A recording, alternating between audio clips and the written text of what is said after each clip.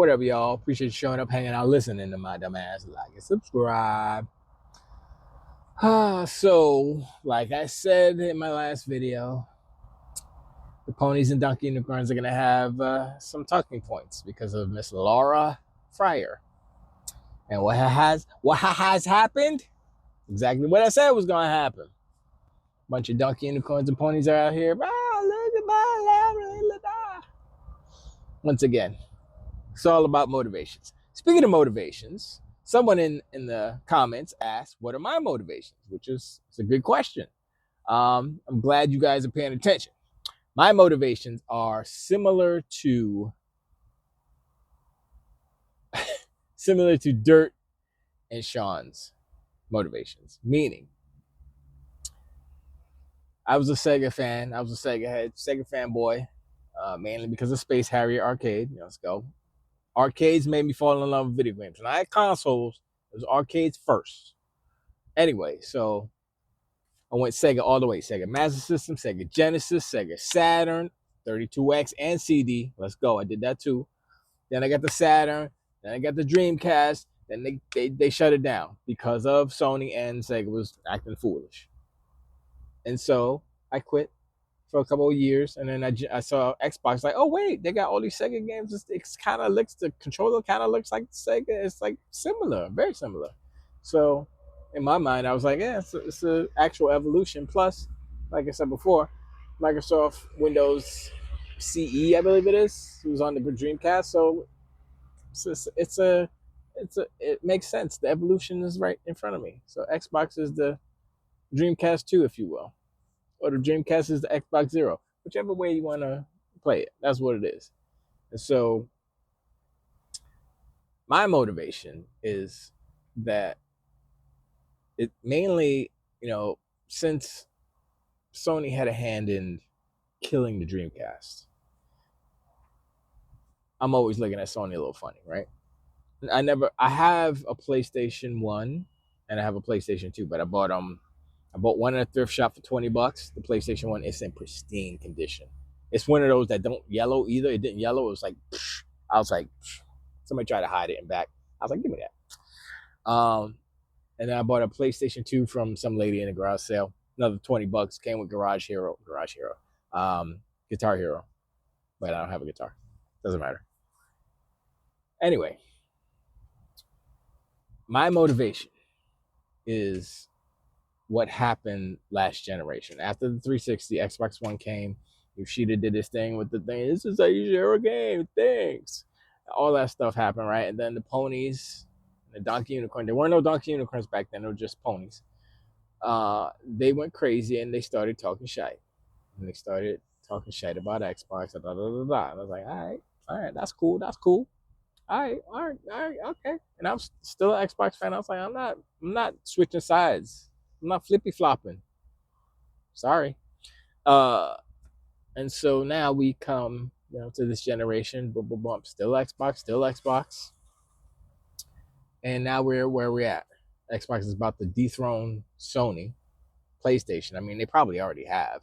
Jim Ryan was the foreteller. He said, we're going to not be able to recover. Meanwhile, the reason why they're not able to recover is because of what he did, not because of what Microsoft did. This is what he did. So he's trying to deflect. He's trying to cast blame on Microsoft when it's really his plans that pulled Sony down into the swamp. Where's whatever the horse name in Neverending Story? Zartek. I forgot the name of the horse. That was a sad part of that movie. Anyway, I should do a little clip with the horse sinking into the swamp of loneliness. I forgot what the swamp's called with the big turtle, and just put a pony hat on him. Be like, yeah. But that's how it'd be going, right? So anyway, my motivation is to get revenge. Is not to get revenge. My motivation is to treat the donkey unicorns and the ponies how they treated us back in the Xbox One generation. That's what it is, honestly. And so they started this. If they would have just been cool and be like, oh, it's all good, man. Y'all can play, just play games. We ain't gotta be like that. Then there would have been no problem. But nah, they went in. They went in hard. They try to talk shite. They did it all. That's not why we're just returning the favor. That's all that's happening. So that's my motivation, is to combat the donkey unicorns and the ponies that existed from that era that caused this kind of environment, this combative environment between the two houses, if you will. So that's my motivation. And I like talking about video games. I mean, mainly it's just to make fun of them, because a lot of them are goofy and they don't make any sense, and they take themselves way too seriously. I mean, Reforged takes himself too seriously. Colin, he's smart enough not to, but he does anyway. I definitely have more respect for Colin than Lano, but whatever. Dreamcast guy's he's a grifter, whatever. You can't. Look, Paris exposed his ass, and that's it. And so he fixed his teeth, and he think he's a new person. That's not how it works. You just can't fix your teeth and expect people to forget what you did. And your teeth, I don't know, man.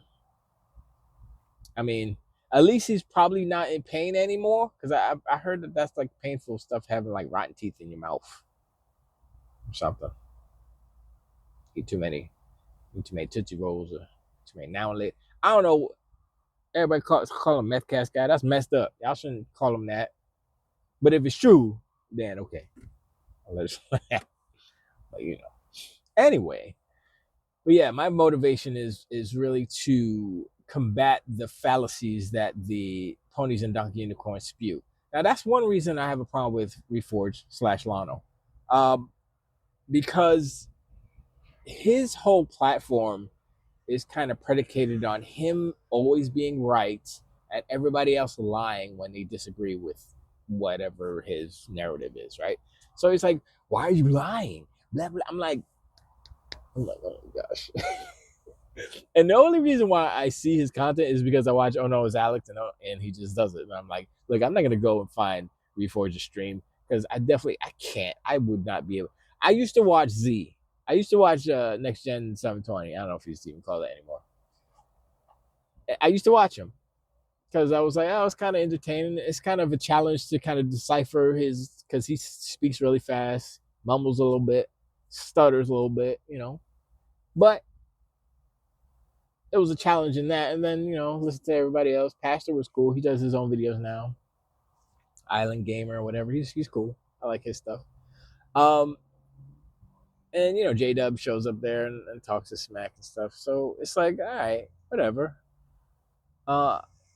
And most of the time it's funny, and he's definitely doing it for entertainment, obviously.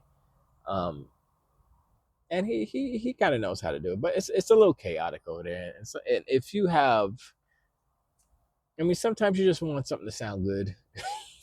I know my audio's been a little here and there, especially when I'm driving it. It goes all crazy. So I decide not to drive. I'm just gonna chill. But it's just a little hectic. And so it's like, I'm not opposed to watching content from the other side, if you will. But it's funny to listen to what they say, because it's like, okay, what are they saying? And like I said, I was listening to a clip from Mooch and Crap, RDX. I don't know what it's called, whatever their podcast is called. And I forgot what Crap was crying about. I said this in another video. He's crying about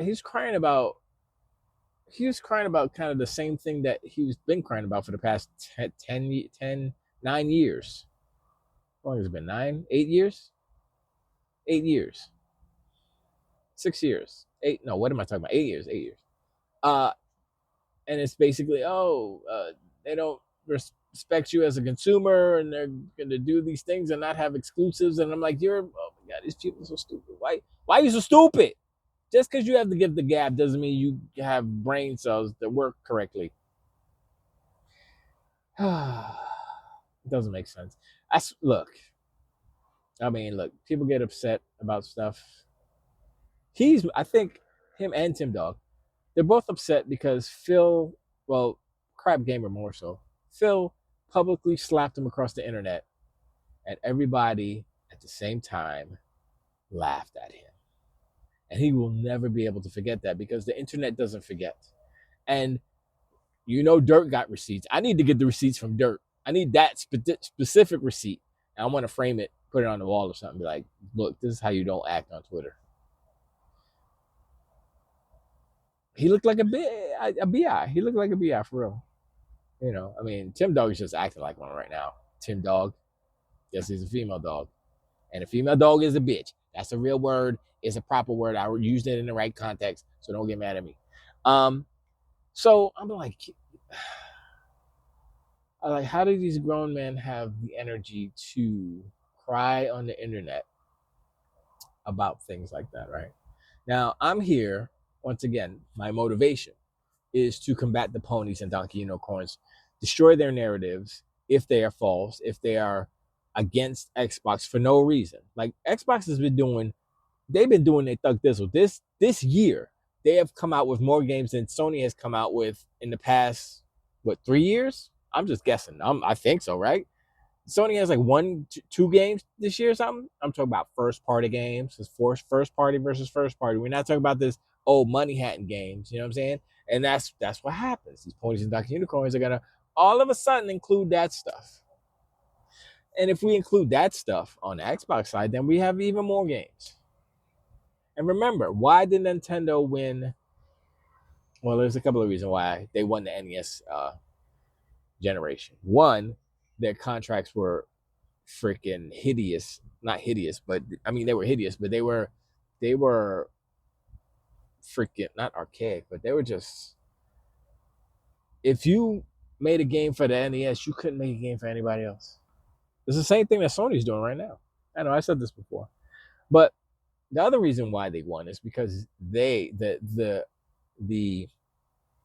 notion, the kind of narrative, the perception of casuals was that Nintendo had more games than Sega Master System, than whatever else was out. Atari 7800, I don't even think they were like whatever. But that was it. They had more games. That was it.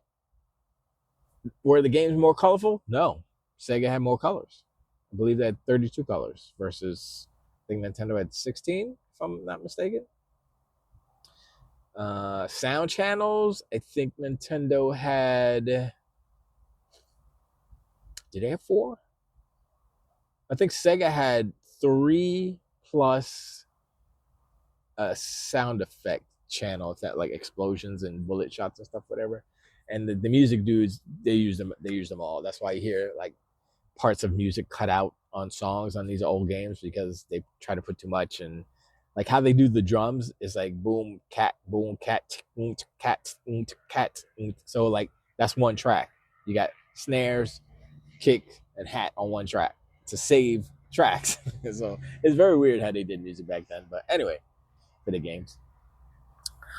But they won because they had more games. Now, fast forward 2025, who has more games? Xbox. Who has Call of Duty? Xbox. Even if it sells more on PlayStation, who wins? Who gets the W? Who gets that? Who profits more? Who benefits more in that situation where, oh man, Sony sold so many, they sold more units than, yeah, but who owns? Who's getting paid for Sony to go do all this hard work and sell games for us? Thank you. Sell games for Xbox. Yo, this is something that has never happened before, and a lot of what's happening now is because, I mean, it hasn't happened before. And donkey unicorns and ponies, they are not allowing themselves to be able to be flexible in their thought processes, and they can't evolve with the situation. And it's very good that Microsoft, a giant corporation, is able to pivot and move and change direction, because they can take a loss on this and say, all right, we need to do and do what they need to do to remain successful and to gain momentum.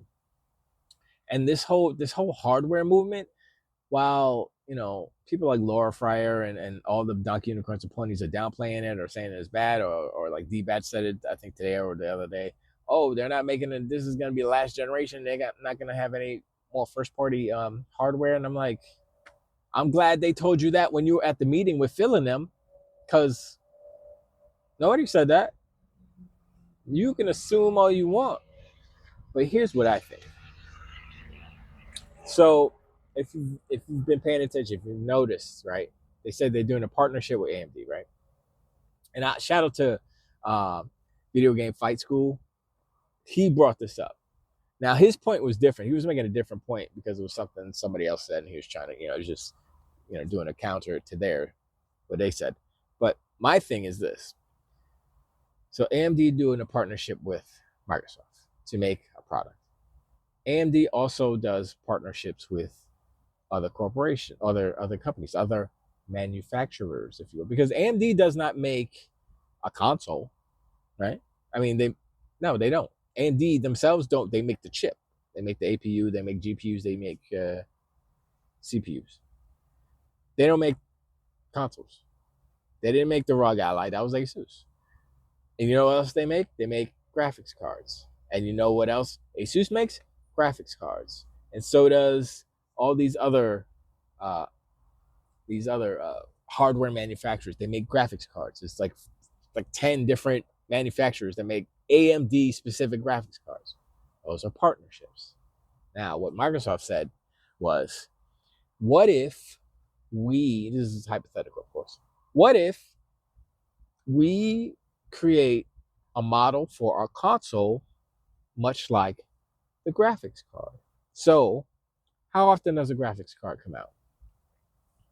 What, every 3 years, maybe, right? Around 3 years, right? I think it's 2.5 to 3 years, right? I mean, I could look it up. You can let me know in the comments if I'm off by a lot. I would say about 3 years. That's what it feels like to me, right? And so they are saying, well, okay, if we do these partnered things, I mean, we're gonna do our own thing, right? But if we do this partner thing, well, first off, okay, let me take that back. So they're gonna do the partner thing with the handheld, boom, right? So what that allows them to do is, right? They say, okay, here's the ROG Xbox Ally and Ally X, boom, 2025 edition, or whatever they're gonna call it, right?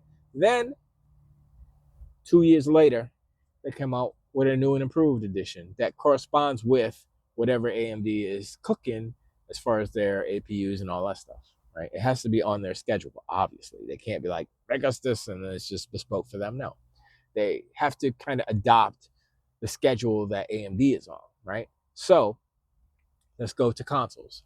So let's say Xbox, AMD, they're making the APUs, custom, whatever. They're making a console. The fact that the console can do Windows-like things, like boot up Steam, play games from Steam, GOG, Epic Game Store, all those things, is irrelevant.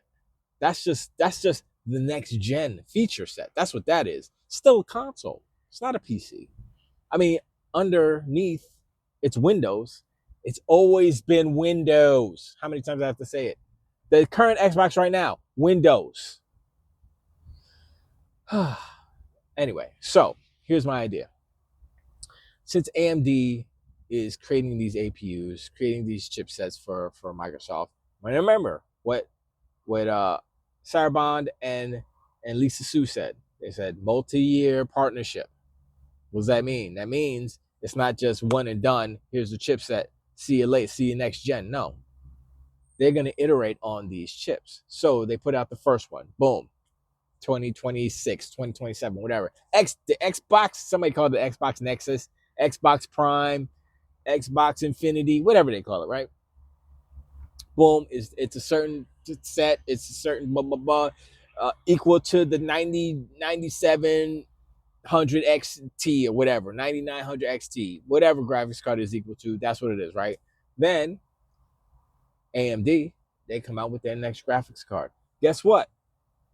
Xbox got an update. they got a new console coming out. It's not a mid-gen refresh. It's just the next one, just like the next graphics card. It's the next gen, if you will, and it's incremental.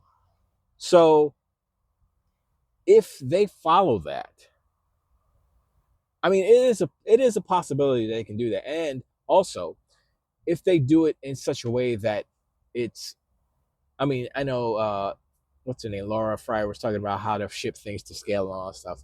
But if they reduce the scale, because they have all these OEMs out there too, allowing other manufacturers to make the same thing they do in different configurations with different price points, that is perfect. Because if somebody wants to spend $5,000 on an Xbox, guess what? They can. And guess who's going to get paid? Whoever makes it plus Xbox, because it's a licensing fee. So there is no lose in this. What people are trying to promote or put this facade out there that, oh, they're not making it themselves. But first of all, we don't know if their in-house manufacturing is going to adopt this type of more faster a faster kind of turnaround for next gen, if you will, to line up with the graphics card cycle. That seems like a possibility. I'm not saying that's what's going to happen. I'm just saying that popped into my head when VFS started talking when he said things and said, wait a second, yeah, that's right. AMD does do that, and then yeah, but what if they do that with Microsoft with the console? But the console, it's like a graphics card, but it's a console. What if they do that? That might be the move. And like I said, it's a smaller scale, so they're not going to be like, oh, we want to sell 100 million. Like, no, sell 20 million, sell 30 million, and then boom, the next one comes out, sell another 30 million. Boom, the next one comes out, sell another 30. So in 9 years, you'll be at 90 million already. Or well, hopefully sooner than that. But it'll be closer to the numbers that they're looking for and they want.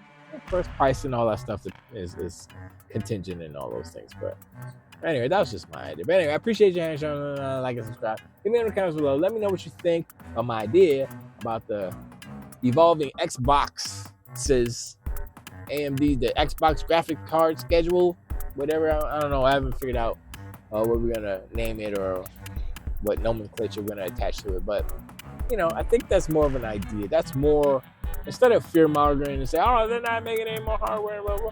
How about they're changing how they make hardware? How about that? But anyway, I appreciate. I'll talk to you on the next one too.